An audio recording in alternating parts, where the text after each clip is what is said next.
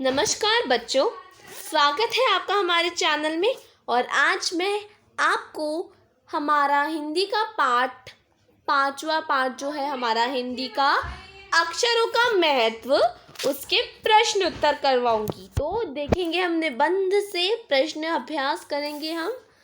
तो ये हमारी बुक से थोड़ा अलग है ना, लेकिन बहुत ही अच्छा है, ठीक है। और देखो कितने सारे क्वेश्चंस मुझे मिले हैं। मैंने पूरा आपके लिए पीडीएफ बना रखा है पूरा, ठीक है। और इसमें मैंने डिटेल दे रखा है। तो देखो, आज हम इसके प्रश्न उत्तर करेंगे। तो जैसा कि आप जानते हैं कि जो पाठ है ये वाला हमने कंप्लीट कर चुके हैं। हम इस पाठ को ख़त्म कर चुके हैं, बस इसका प्रश्न अभ्यास बचा है जो आज हम करने वाले हैं। प्रश्न अभ्यास अक्षरों का महत्व का। तो चलो अब बिना टाइम वेस्ट करे शुरू कर लो, या फिर अपना टाइम वेस्ट करते रहो, ये सब आपके ऊपर है। मैं तो शुरू कर रही हूँ, ठीक है।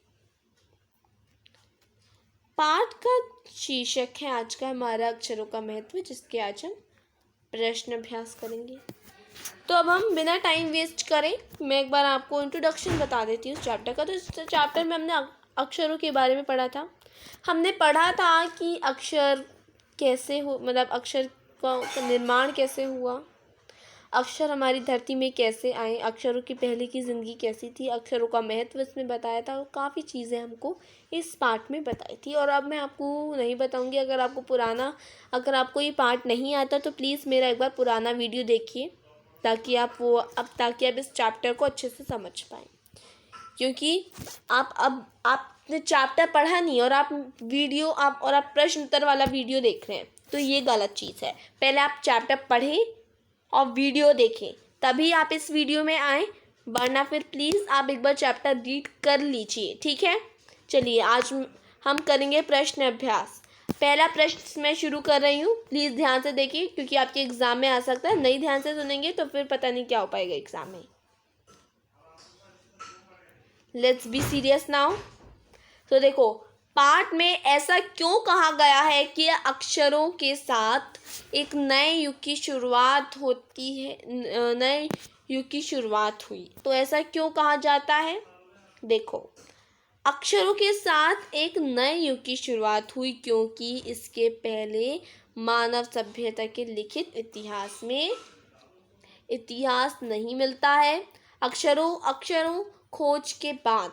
की खोज के बाद ही एक पीढ़ी के ज्ञान का इस्तेमाल दूसरी पीढ़ी कर पाई।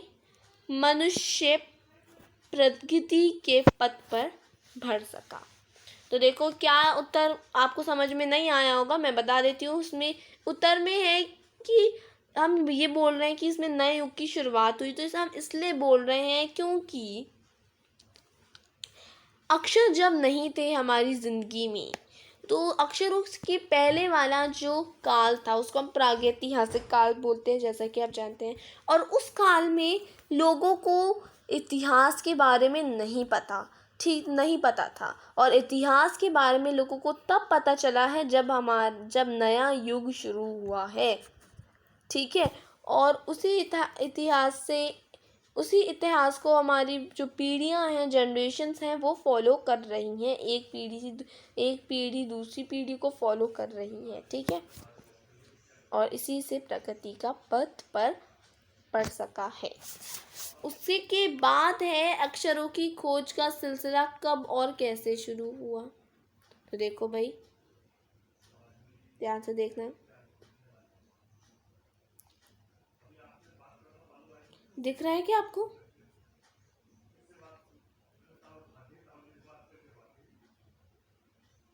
आई होप दिख रहा होगा। ग्रीन कलर है, लाइट ग्रीन है थोड़ा।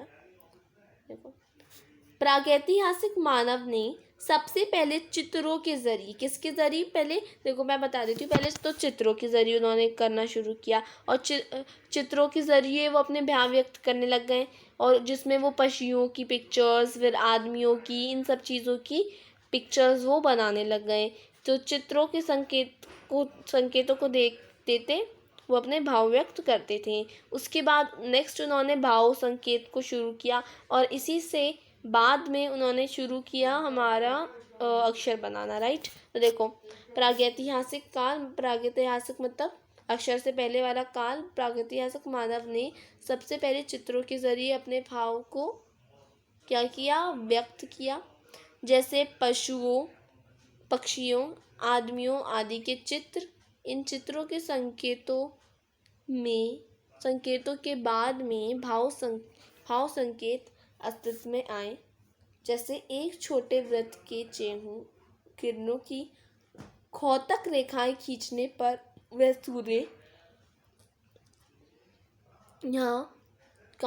सूर्य का चित्र बन जाता था। बाद में यही चित्र ताप या धूप को कौतक बन गया। इस तरह भाव संकेत अस्तित्व में आए। फिर जाकर काफी बाद में आदमी ने अक्षरों की खोज की। ठीक है, अगर नहीं पता इसका उत्तर तो स्क्रीनशॉट ले लीजिए। वैसे स्क्रीनशॉट की मैं बताऊं तो कोई ज़रूरत नहीं है, क्योंकि आंसर आपकी बुक्स में दिया हुआ है और ज़रूरी नहीं है आपको ऐसा ही आंसर देना है। बिल्कुल भी आपको ऐसा आंसर नहीं देना है। खुद आंसर्स बनाइए, खुद क्वेश्चंस बनाइए, फिर खुद आंसर्स उसके ढूंढिए। ठीक है, या तो आप पहले ऐसा करिए, चैप्टर पढ़िए। देखो मैं बता रही हूँ, पहले तो चैप्टर पढ़िए, फिर चैप्टर अच्छे से आने के बाद प्रश्न बनाइए खुद, और फिर उसके उत्तर भी खुद बनाइए। और नहीं पता तो पहले ढूंढिए, बुक में से ढूंढिए। ठीक है, लेकिन कुछ भी रटना नहीं है, रट नहीं सकते हम। फिर है अक्षरों के ज्ञान से पूर्व मनुष्य अपनी बात को दूर दराज के इलाकों तक पहुंचाने के लिए किन किन माध्यमों का सहारा लेता था। तो देखो, अक्षरों के ज्ञान से पूर्व, जब अक्षरों का ज्ञान नहीं था लोगों को, तो पूर्व मनुष्य अपनी बात को दूर दराज के इलाकों तक पहुंचाने के लिए पशु पक्षियों आदमी आदि के चित्र भाव संकेत का सहारा लेता था। ठीक है, चित्र वगैरह बनाता था ना, वो किसके बनाता था एक बार वो भी देख लो। पशुओं का, पक्षियों के, आदमियों आदि के चित्र वह बनाता था। ठीक है, चलो आगे देखो। भाषा का विकास पहले हुआ। अक्षर और लिपि के बाद बोली गई भाषा को अक्षरों की मदद से लिखा जा सका। कई लोग ऐसे भी होते हैं जो अक्षर नहीं पहचान पर भाषा अच्छी तरह जानते हैं। ऊपर की पंक्तियों को ध्यान में रखते हुए भाषा और अक्षर के संबंधों के बारे में एक बार अनुच्छेद लिखो। तो देखो, बहुत बड़ा क्वेश्चन आंसर है इसका। भाषा का आरंभ मानव की उत्पत्ति से साथ हुआ। देखो, आप इतना कॉम्प्लिकेटेड मत लिखना प्लीज़, आप सीधा सा लिखना आंसर। ठीक है, छोटा बनाने की कोशिश करना, लेकिन इतना छोटा भी नहीं कि एक लाइन में आ जाए। इतनी लाइन्स तो देखो लेनी ही है। लेकिन हाँ, हो सकता है आप मे बी इतने बड़े आंसर की ज़रूरत हो तो लिख लीजिए। तो देखो, लेकिन इसका मत देखना प्लीज़, क्योंकि आप जब तक खुद क्वेश्चंस नहीं बनाएंगे तब तक आपको नहीं समझ में आएगा, और जब तक आप खुद उसके आंसर्स नहीं ढूंढेंगे तब तक भी आपको समझ में नहीं आएगा। तो देख लो, भाषा का आरंभ मानव की उत्पत्ति से हुआ था। शुरुआत में मानव ने सबसे पहले चित्रों के जरिए अपने भाव को व्यक्त किया। अपनी बातों को समझने के लिए चित्र संकेतों के बाद मानव ने भाव संकेतों का सहारा लिया। धीरे धीरे विकास की गति बढ़ने के साथ ध्वनि का विकास हुआ। मानव अपने विचारों की ध्वनि के द्वारा एक दूसरे तक पहुंचा सकते थे। इस तरह भाषा का विकास होता गया। अक्षरों के प्रचलन ने मानव विकास का देखो क्या लिखा है, अभूतपूर्व गति के तथा भाषा का शिखर एक तक पहुंचा दिया। मानव अब अपने विचारों को इतिहास को अक्षरों में सहेज कर रखने लगा। भाषा और अक्षर एक दूसरे के पूरक हैं। ठीक है, मैंने बताया था जो भाषा है और जो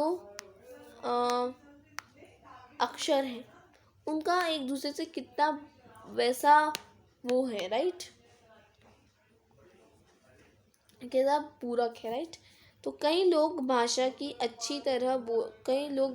अच्छी तरह बोल पाते हैं, परंतु उन्हें अक्षर में ढाल नहीं पाते।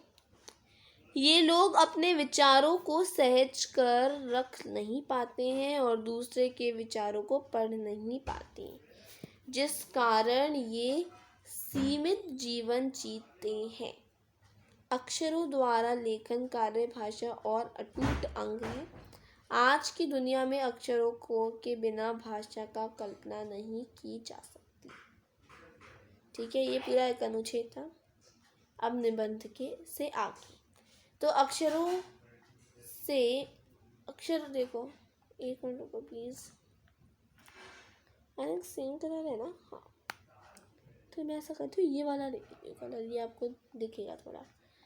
अक्षरों के महत्व की तरह ध्वनि के महत्व के बारे में जितना जानते हो उसे लिखो। तो देखो, ये तो आपको अपने मन से लिखना होगा, फिर भी एक बार देख लो।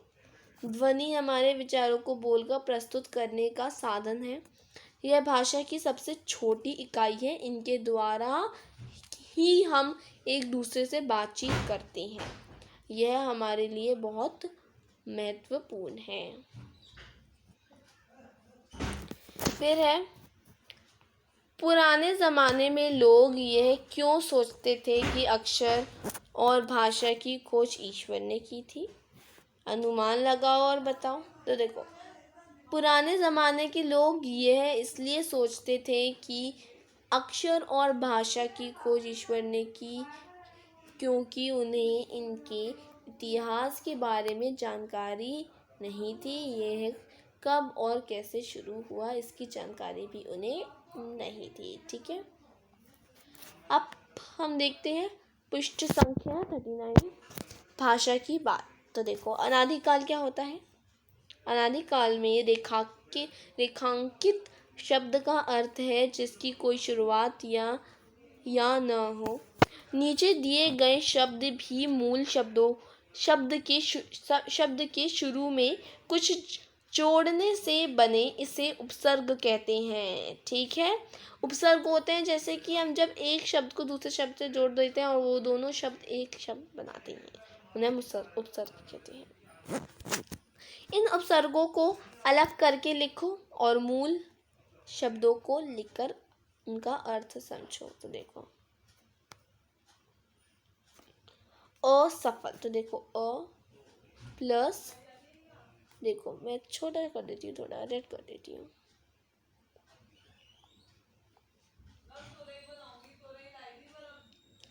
अ प्लस सफल, असफल।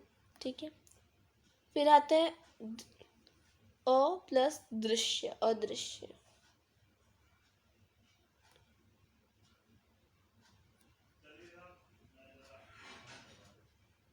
बहुत छोटा छोटा लिख पा रही हूँ, फिर भी देखो ऐसा करती हूँ। पहले असफल का बताती हूँ। देखो, असफल का अ प्लस सफल, असफल। उसके बाद है अदृश्य, तो अ प्लस, इसको उपसर्ग कहते हैं। ठीक है, अ प्लस दृश्य, अरे अ प्लस दृश्य, अदृश्य। ठीक है, फिर आता है अनुचित।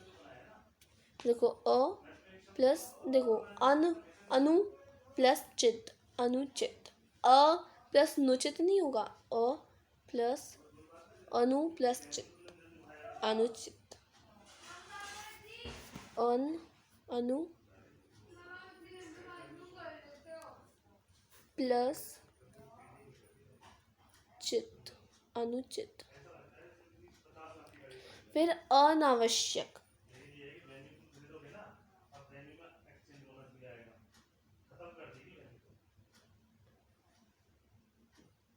को अना प्लस वश्यक अनावश्यक,